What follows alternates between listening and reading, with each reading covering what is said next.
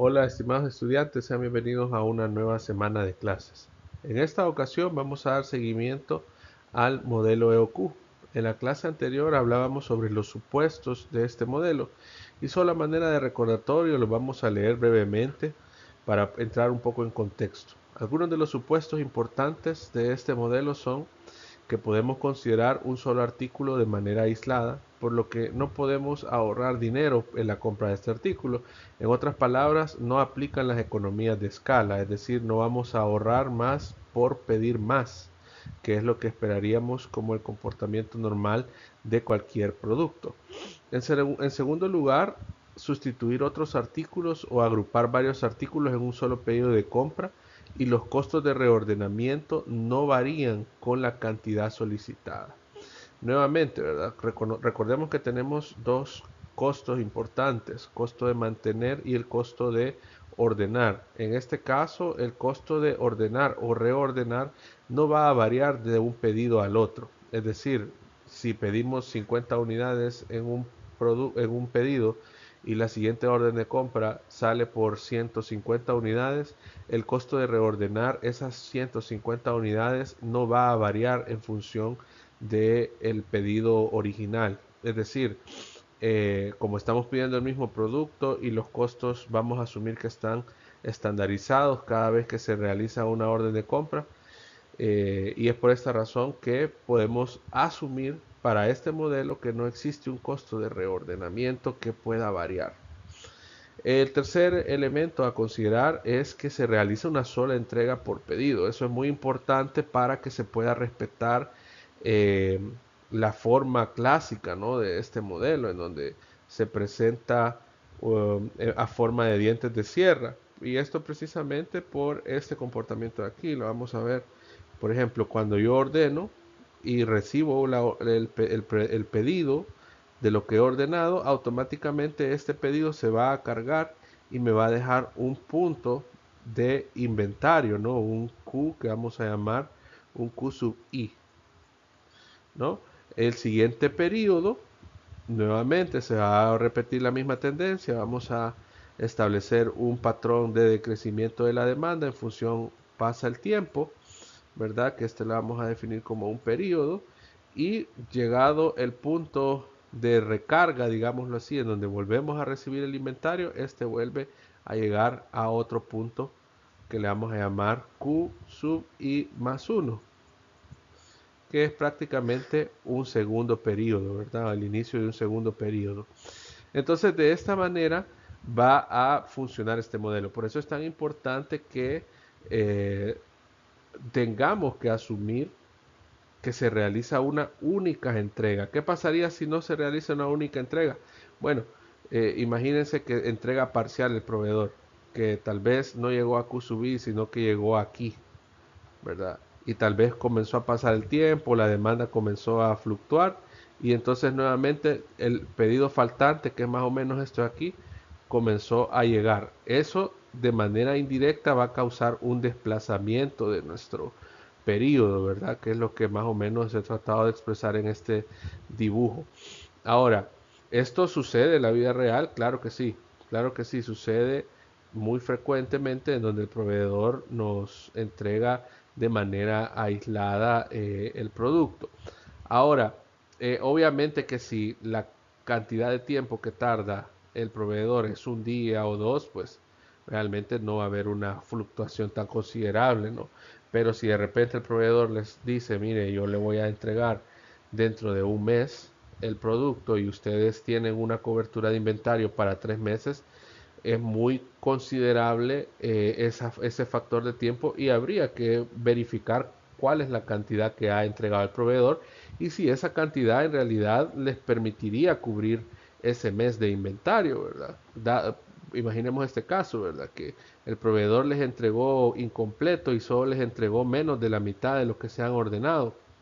Entonces, si el proveedor entrega menos de lo que se ha ordenado y su tiempo de entrega del faltante es demasiado prolongado, por ejemplo aquí, ya al final del periodo, es probable que ustedes, antes de que finalice este periodo, si su demanda sigue siendo elevada, quizás voy a borrar aquí porque eso no lo expresa bien, Si su demanda sigue siendo elevada, es decir, que la pendiente de esta gráfica es así, es agresiva, es bastante marcada, entonces ustedes esperan que la demanda o el tiempo que les dure este producto sea bastante corto, ¿verdad? Sea un periodo bastante corto. Y si su proveedor se tarda 30 días en volverles a entregar, probablemente iniciarían hasta aquí, tendrían todo este periodo sin un inventario, estarían con stock out, ¿verdad? Entonces, esto no sucede en este modelo porque vamos a asumir que el proveedor tiene entregas estables y tiene entregas sobre todo completas. Ese es un punto importante que debemos de recalcar. Entonces, estos son prácticamente los principios básicos bajo el cual el modelo funciona. Ahora bien, el otro punto es que existe una reposición instantánea, por lo que el pedido cuando llega desde el proveedor está disponible para stock. ¿Esto qué quiere decir en la práctica? Usualmente cuando ustedes reciben un producto, existe un periodo de tiempo en el cual las personas que están en el área de bodega del almacén, ellos abren los productos, verifican las cantidades, hacen una revisión del tipo de insumo, si se ha recibido de manera correcta, si se ha recibido de manera completa, que todos los insumos hayan llegado en buen estado. O sea, ese es el tipo de revisión que se hace o debería de hacerse.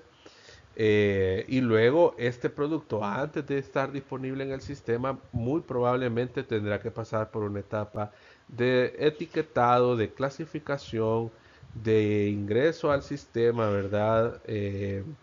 Y bueno, incluso un proceso contable, ¿no? En donde se va a establecer un valor para ese inventario, que eso podría tomar un tiempo más o menos considerable en función de la cantidad que se va a recibir. Existen empresas en donde no se hace una revisión aleatoria, sino que se hace una revisión total de todo el producto y, y toman un periodo de tiempo que quizás no es exclusivo para esa actividad, pero toman un periodo de tiempo para revisar todas las cajas que han ingresado de ese producto. Ahora, existen otras técnicas, existen otros tipos de acuerdos que se puede llegar con el proveedor.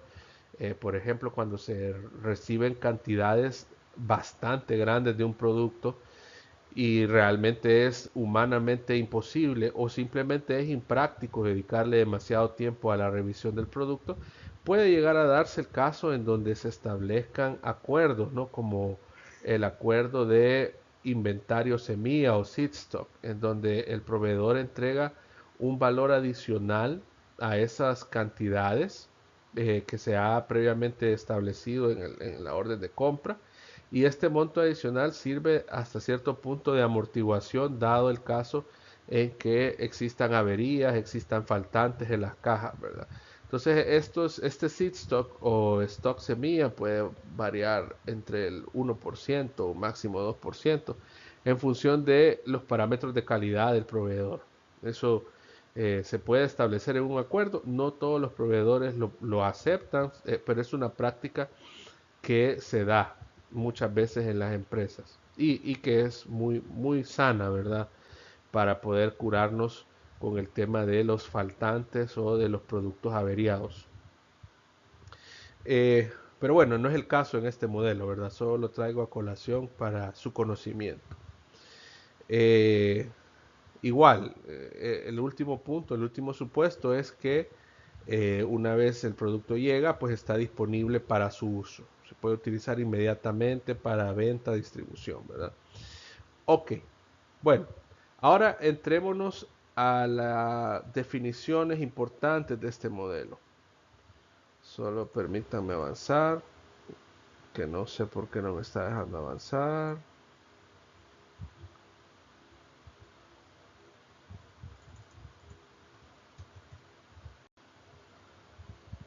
Permítanme un segundo que... Bueno, entonces hablábamos nosotros sobre las variables, o tenemos que definir las variables que van a componer este modelo. En primer lugar, tenemos que hablar de el costo unitario del producto, es decir, el costo en el que nos va a facturar el proveedor ese producto.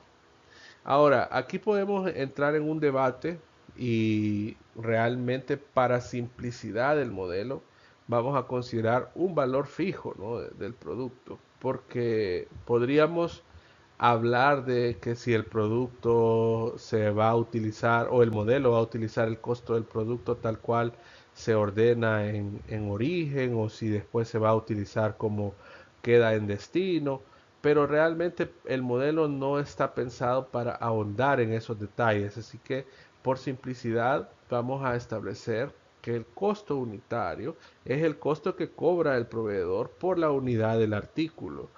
Es decir, no vamos a considerar ningún costo adicional como por ejemplo el flete, ¿verdad? Del producto y cuál es el valor que el producto tiene una vez llega a nuestro inventario. Eso no lo vamos a considerar por simplicidad del modelo. Ahora, el costo de reordenar es otro costo que vamos a considerar y en este caso es un costo eh, de realizar un pedido. Y aquí, como les comentaba en clases anteriores, ¿verdad? En muchas ocasiones los ERPs tienen una tarifa por cada transacción que se hace, por cada orden de compra que se, que se coloca, ¿verdad? Dentro del sistema y obviamente costos administrativos asociados a pagarle a la persona que coloca la orden de compra o tal vez costos administrativos que tienen que ver con la verificación del producto, costos de laboratorio, ¿verdad? Tal vez que se hace alguna certificación del producto. Esos son los costos que usualmente podrían llegar a considerarse como costo de reordenar. Ahora bien, aquí vamos a establecer por simplicidad un valor, ¿verdad? Yo le voy a dar un valor, no le voy a poner a calcular, digamos, eh, que casos en el cual se tenga que calcular para el costo de reordenar un procedimiento demasiado complejo, porque en la vida real este es un valor que se puede simplificar de manera contable, ¿verdad? Pero sí quiero que estén conscientes que eso se puede dar, es decir, que haya un producto que requiera una atención, un procesamiento especial y que cada vez que se ordene ese producto deba hacerse una serie de costos o realizarse un cálculo de costos asociados a cada orden de compra, ¿verdad? Eso sucede mucho con productos altamente tecnificados o que requieran verificaciones. En mi experiencia, por ejemplo, que yo he estado en el sector de telecomunicaciones, sé que muchos productos de proveedores nuevos, por ejemplo, requieren algún tipo de verificación para cumplir con estándares técnicos de construcción de redes, ¿verdad? Por ejemplo, en su caso, si se compra una abrazadera metálica, hay que verificar si esa abrazadera cumple con el estándar de CAES para poder ser utilizado en ese poste. Si eso no sucede, entonces eventualmente CAES se dará cuenta o probablemente cuando compren la abrazadera se van a dar cuenta que no funciona como debe de funcionar y entonces habrá una pérdida. ¿Cuál es el costo de cada orden? Bueno, verificar que el producto que se pida cumpla con esos estándares, que se haya verificado tanto los aspectos técnicos como los aspectos regulatorios, ¿verdad?, de este producto en sí. Pero este no es el caso, simplemente lo pongo en contexto para que ustedes sepan que se pueden dar eventos de esta naturaleza. Ahora bien, otras variables a considerar, costo de mantenimiento o holding cost, en realidad debería ser HC, ¿verdad? En la fórmula ustedes lo van a ver como HC, que es el costo de mantener una unidad de cada artículo en stock durante un tiempo determinado. El periodo habitual para calcular el costo de este inventario es un año, por lo que el costo de mantenimiento podría ser, por ejemplo, $10 por unidad al año. Ahora, ¿de dónde sale este costo? Bueno, existen varias aproximaciones. De hecho, una de las aproximaciones más apropiadas, digámoslo así, es la de considerar el costo a partir de un inventario promedio anual. Es decir, se verifican las existencias de ese ítem dentro de las cuentas de inventario a partir de un año y se obtiene el costo de mantener del inventario a partir de la verificación de las unidades mantenidas en el inventario y el costo indirecto asociado a esa operación de esa bodega. Por ejemplo, el costo de pago de energía eléctrica o si se alquila, ¿verdad? El lugar donde se está resguardando la mercadería o si de repente se paga algún tipo de vigilancia. Esos son elementos que podrían llegar a ser considerables al momento de establecer un costo de mantenimiento por unidad. Ahora, existe otro costo que es el costo de escasez, que es el costo de no tener. El costo de escasez o no poder satisfacer la demanda con el inventario que establecemos.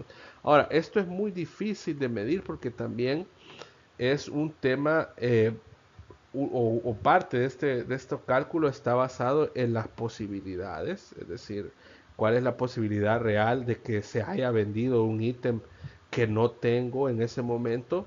Es un poco difícil de establecer porque si no tenemos una demanda clara, ¿verdad? Como por ejemplo un pedido, una orden de algún cliente, pues es muy difícil dejarlo al azar. Podemos establecerlo como una manera de estimación, ¿no? Donde nosotros habíamos pensado que la demanda podía ser X número y como no tuvimos el producto, pues no llegamos a esa meta. Podríamos simplificarlo de esa manera. Pero en la vida real sabemos que existen fluctuaciones en el comportamiento de la demanda. Es decir, puede ser que aún si nosotros no tenemos el producto, la demanda puede ser cero. Es decir, simplemente nadie hubiese pedido perdón, hubiese ordenado ese ítem. Pero también puede darse el otro escenario, que aún nosotros con un inventario considerable, con un inventario que nosotros habíamos estimado que era suficiente para ese periodo de tiempo, aún con todo eso puede haber un incremento desmesurado de la demanda y entrar en conflicto con lo que nosotros habíamos estipulado previamente. Entonces, como es un tema un poco eh, al, a la estimación, no podríamos valorarlo tan preciso, ¿no? Bueno, ahora hablemos un poco más de las variables que van a entrar en el modelo. Y aquí tenemos que hablar, por ejemplo, de la cantidad de pedido, que es en todo momento nuestro objetivo, el entender cuál es la cantidad que debemos de ordenar. Todo orden de compra, digamos, todo valor de Q va a representar una cantidad del inventario de ese producto, ¿verdad? Ese puede ser cualquier valor, pero el que nosotros estamos buscando precisamente es el valor que optimiza los costos. Es decir, que hace que el costo de mantener y el costo de ordenar se mantengan lo menor posible. Obviamente, si nos equivocamos en nuestra estimación, hemos pedido un valor de Q que no es el EOQ, sino que simplemente es un valor de Q.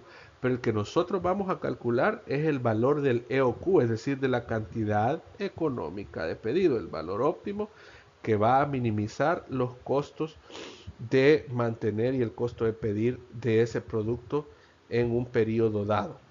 Ahora, hablemos del tiempo de ciclo o periodo. Este tiempo de ciclo es el tiempo transcurrido entre dos reposiciones consecutivas. Es decir, si lo vemos en esta gráfica, es desde que pongo la orden y llega, o sea, el producto llega a nuestro almacén, es ahí comienza el periodo, luego lo consumo a lo largo del tiempo y vuelve a llegar.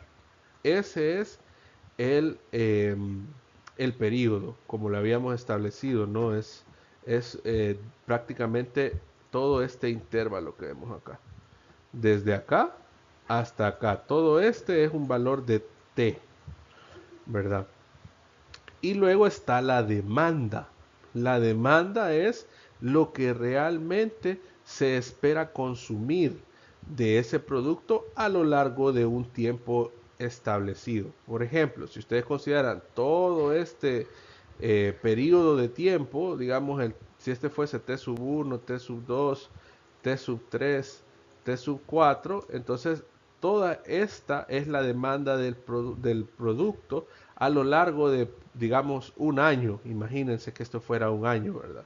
Y entonces hemos consumido, digamos, 25 unidades y aquí otras 25 unidades y aquí otras 25 unidades y aquí otras 25 unidades. Hemos reemplazado 4 veces 25 unidades. Entonces podemos decir que la demanda a lo largo de un año es de, por ejemplo, 100 unidades, para que ustedes tengan ese parámetro, ¿verdad? Ahora, es importante entender que las demandas que vamos a establecer en la vida real están en función de lo que nosotros podemos utilizar como modelo de predicción, ¿verdad? Modelo de captación de este pronóstico, ¿verdad? Y en ese sentido va a depender del método que estemos utilizando, la manera en que vamos a calcular esa demanda, ¿verdad? O en la que vamos a obtener esa demanda o la que se ha obtenido esa demanda previamente. Entonces ahí recordemos que existen fenómenos eh, que van a incidir en la demanda, como la estacionalidad o como la ciclicidad de la demanda, que nos va a orientar la forma en que nosotros, eh, digámoslo así, percibimos el comportamiento de un producto a lo largo de el tiempo, ¿verdad? Si por ejemplo es un inventario cíclico, es porque sabemos que cada cierto tiempo el inventario tenderá al mismo comportamiento.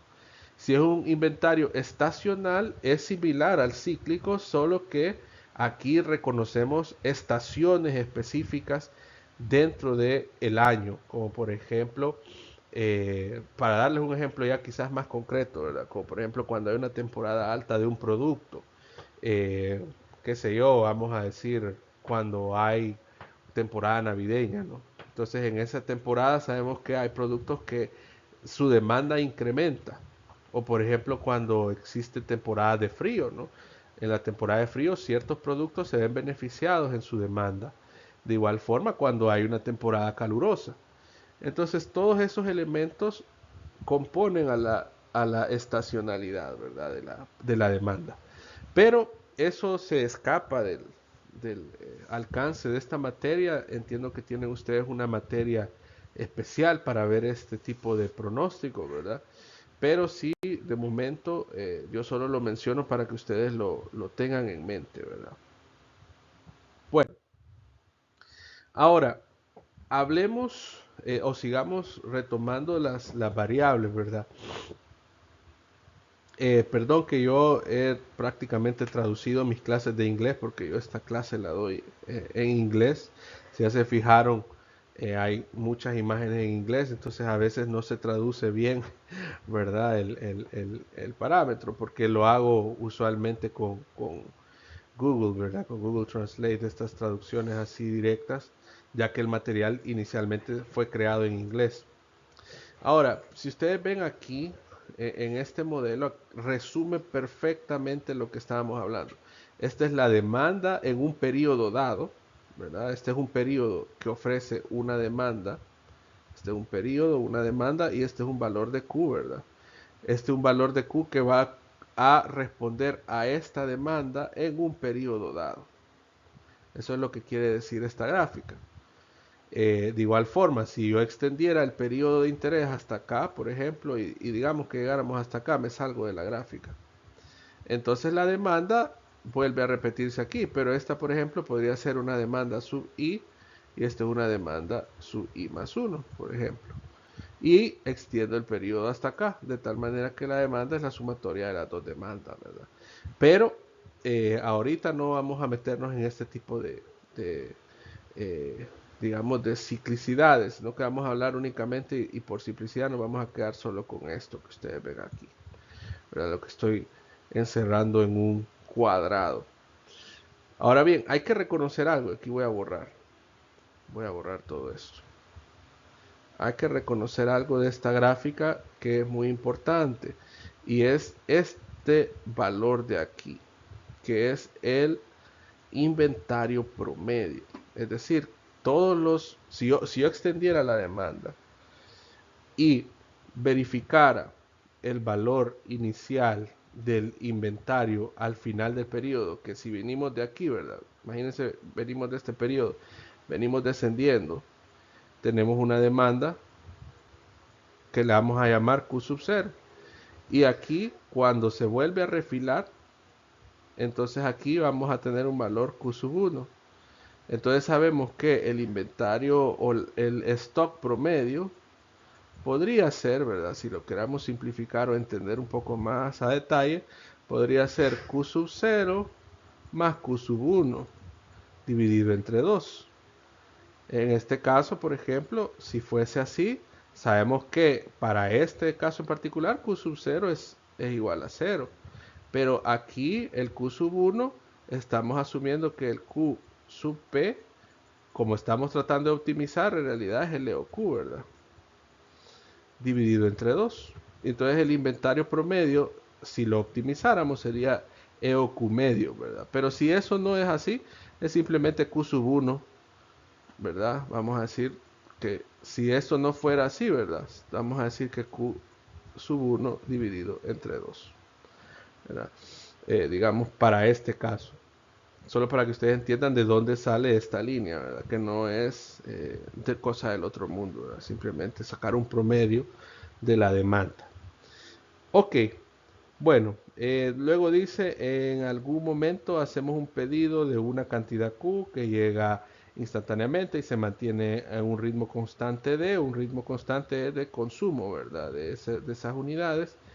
Y finalmente no queda stock y es el momento de realizar otro pedido. Es decir, cuando llegamos aquí, es el momento de realizar otro pedido y este llega y dice, llega de manera inmediata. El ciclo tiene una longitud T, que es el que hemos reconocido acá.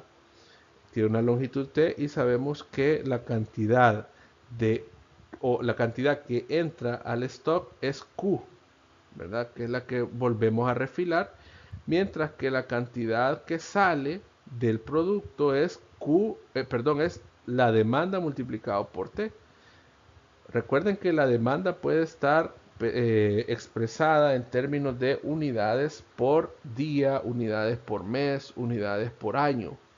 Y al multiplicarlo por una unidad de tiempo, obviamente tendríamos que hacer la simplificación y la transformación para que quedaran unidades similares, van a quedarle únicamente unidades, ¿verdad? Que es el valor de Q.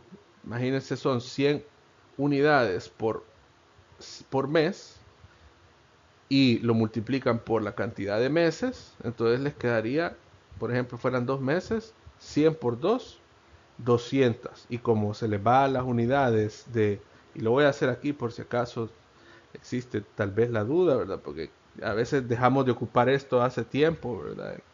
En, en materias como matemática, física, se puede olvidar, entonces por eso hagamos el análisis, digamos, de las dimensiones. Entonces quedaría que una demanda está expresada en términos de unidades de medida o dividido entre una unidad de tiempo. Y entonces sabemos que el tiempo o el periodo está expresado como una unidad de tiempo. Entonces el análisis dimensional les quedaría la unidad dividido entre una unidad de tiempo multiplicado por una unidad de tiempo y se cancelaría de tal forma que solo les quedarían unidades, ¿verdad? Eso es lo que quiere decir este apartado de acá. Ok, bueno, solo recordando un poquito, ¿verdad? Que a veces a uno se le olvida y a mí me sirve también para practicar. Y bueno, de tal manera que llegamos a lo siguiente. Sabemos que el stock que entra, es decir, el que entra aquí, es el mismo que sale a lo largo del tiempo. Eso, o sea, es decir, el valor que entró de Q a lo largo que pasa todo este tiempo, ¿verdad? A lo largo que voy disminuyendo la cantidad hasta llegar donde termina el periodo, va a ser igual la entrada a la salida. Por eso planteamos esta ecuación. El stock que entra es igual al stock que sale. Las cantidades que entran es igual a las cantidades que salen durante el periodo de tiempo X, ¿verdad? Entonces podemos plantear esta parte de la ecuación, que la sumatoria de todas las entradas de inventario en un periodo Q es igual a la sumatoria de todas las salidas de inventario eh, en cantidad expresada en Q, ¿verdad? De tal manera que el valor de Q es lo que habíamos planteado anteriormente. El valor de Q va a estar expresado en términos de la demanda por la unidad de tiempo. Recordando, ¿verdad?, lo que hablábamos anteriormente, la demanda sabemos que son unidades en función del tiempo, ¿verdad?, multiplicada por una unidad de tiempo. De tal manera que esto se va a cancelar y solo nos va a quedar que Q está expresado en unidades, que son unidades de inventario, ¿verdad? Eso es lo que quiere expresar esta fórmula. Entonces habíamos dicho, ¿verdad?, que lo que ingresa cada vez que hacemos una orden de compra, es decir, cuando tenemos cero y nos refilan, es lo mismo que va a salir al final del periodo, porque vamos a llegar a cero. Y luego vamos a volver a iniciar, a refilar y a terminarnos. Así de manera cíclica, ¿verdad? En un periodo de tiempo dado. ¿Ok? Entonces, para continuar con este análisis, vamos a evaluar qué sucede durante el ciclo. Entonces, el primer paso del análisis es encontrar los costos totales del ciclo. Y lo vamos a encontrar sumando tres componentes separados del costo, que son el costo por unidad, más el costo de reordenar, más el costo de mantener. Esos son los tres elementos del costo que vamos a estudiar en este modelo. Ahora, aquí los vamos a definir. Y con esto voy a cerrar, con esta diapositiva vamos a cerrar porque voy a dejar para la siguiente semana la deducción de este modelo, que es importante, ¿verdad?, que lo veamos. Entonces, las variables de este modelo. Primero, el costo unitario, que va a ser el costo que nos factura nuestro proveedor multiplicado por las unidades que van a ordenar. Es decir, si nuestro proveedor nos está facturando el producto en 0.50 centavos de dólar por la cantidad de productos a ordenar, que pueden ser aquí 1000 unidades. Entonces, a esto se refiere estos dos elementos. El costo de reordenar. Existe un parámetro que lo vamos a establecer como costo de reordenar, que este valor yo se lo voy a proporcionar en cada ejercicio y lo vamos a multiplicar por la cantidad de órdenes puestas durante ese periodo de tiempo. Pero si nos recordamos de la gráfica anterior, sabemos que lo que vamos a estudiar simplemente es un periodo, ¿verdad? Aquí tenemos la demanda y aquí tenemos el valor de Q. Entonces solo nos va a interesar un periodo dado, ¿verdad? Eh, entonces sabemos que si ese es el caso, entonces el número de órdenes colocadas durante ese periodo simplemente es una, porque ingresamos aquí, comenzamos a consumir y aquí colocamos la orden para el siguiente periodo, ¿verdad? Entonces aquí el valor va a ser 1. Y luego establecemos el costo de mantener. El costo de mantener va a estar dado por el parámetro de costo de mantener, que es un valor que lo podemos calcular y en este caso lo vamos a simplificar, pero en materias posteriores bueno, sí, creo que no nos vamos a ver tal vez en materias posteriores, pero en materias posteriores, si yo les doy esa materia, vamos a ver las maneras en que nosotros calculamos ese costo de ordenar, ¿verdad? Que existen varias formas, ¿verdad? De igual manera, los otros profesores también les van a enseñar, ¿verdad? En esta materia que les menciono, por ejemplo, en gestión de transporte, les pueden realizar este cálculo, también en gestión de compras, también se puede utilizar este cálculo para que ustedes puedan establecer el costo de mantener. Pero para simplificar el modelo y para no hacerlo demasiado complejo, yo les voy a dar ese número ahorita. Pero más adelante sepan que ustedes se van a volver expertos en calcularlo. ¿verdad? Sea conmigo o con otro profesor. Este, bueno, y lo vamos a multiplicar por el inventario promedio, que ya lo habíamos hablado, ¿verdad? Simplemente el valor de Q dividido entre 2, multiplicado por el tiempo que se ha mantenido ese inventario. Es decir, existe un tiempo específico en el cual ese inventario está dentro de nuestra bodega. Eso es importante reconocerlo. Entonces, estos son los tres componentes que tenemos que desglosar y que vamos a estudiar en la siguiente clase. Entonces, de tal forma que nos vamos a quedar hasta acá, llegamos a esta fórmula, ¿verdad? Donde tenemos el costo total por ciclo va a estar dado por los tres componentes que hemos hablado anteriormente, ¿verdad? Que es el costo de ordenar, es decir, las unidades multiplicadas por el costo unitario de cada producto multiplicado por la cantidad ordenada, el costo de reordenar, y eso va a ser sumado con el costo de mantener multiplicado por el inventario promedio que está aquí por el tiempo mantenido en el inventario. De tal manera que esta es nuestra primera aproximación. En la siguiente clase vamos a hablar de cómo simplificar esta ecuación, de tal forma que podamos entender por qué debemos de optimizar este modelo. Porque de esta manera estamos expresando de manera general todos los costos que implica un ciclo de inventario. Pero estos costos deben ser optimizados, que es lo que vamos a ver en la siguiente clase. Así que, sin más por el momento, estimados, nos vamos a quedar hasta acá. Les invito a que se familiaricen nuevamente con estos conceptos. Les voy a dejar eh,